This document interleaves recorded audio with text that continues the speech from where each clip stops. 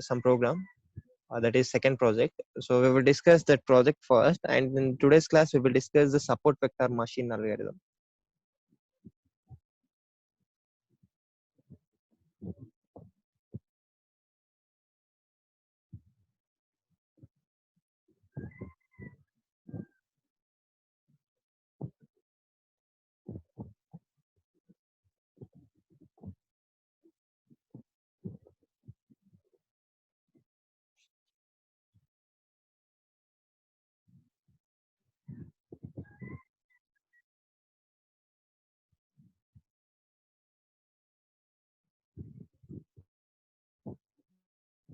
So coming to the any project, first step is importing essential libraries. We imported essential libraries.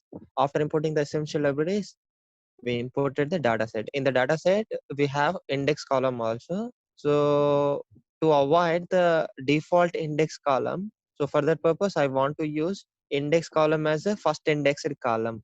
So whatever the column present at the first index in the data set, I want to consider that column as an index column. For that purpose, here I specified index column equals to 0.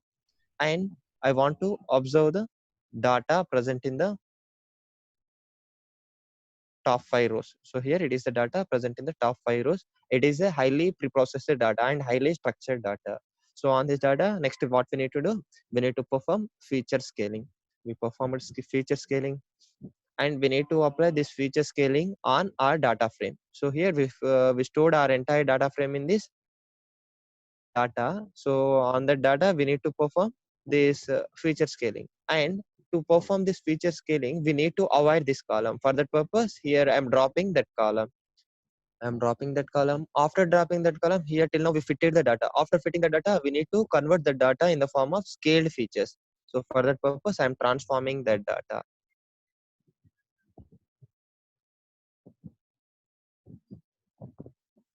So someone posted in chat, sir, what was the error we got in previous session in the same program? So that is nothing. That is because of dimensionality problem. We got that error. So we will discuss the entire thing. So here feature scaling. So we performed feature scaling. After performing feature scaling, we fitted the data. After fitting the data, we need to transform entire features to our desired dimensions. So here it is.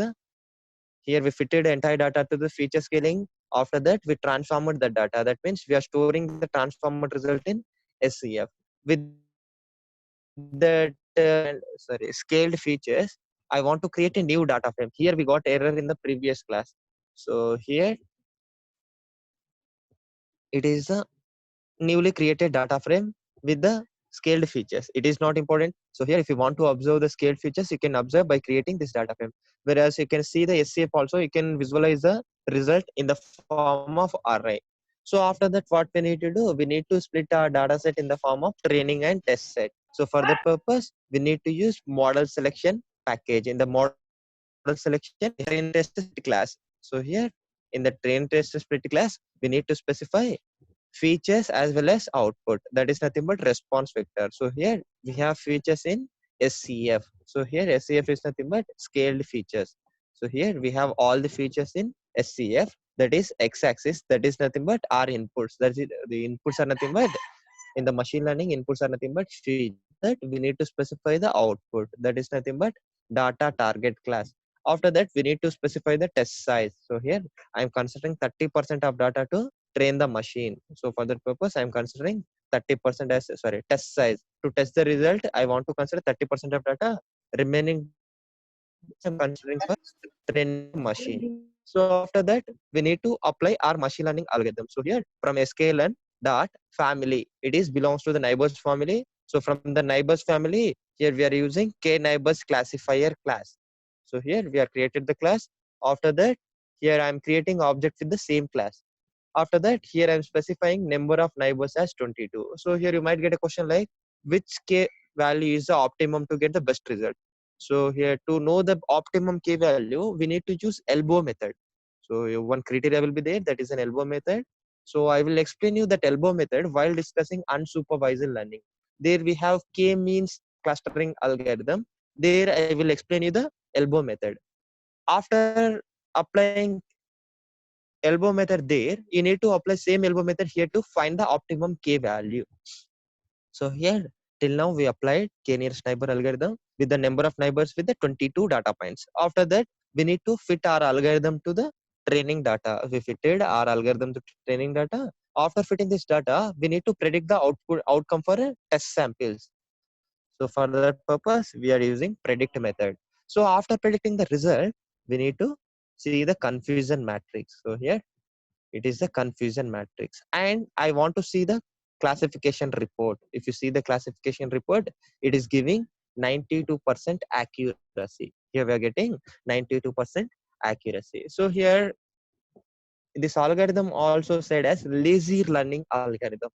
It is said as lazy learning algorithm. Why it says like that means, so here whenever you say predict method, then only it will calculate the distance between different data points. So till before saying this predict method, algorithm won't start its working. Whenever you apply the predict method, then only it will calculate the distance between this point to remaining all points.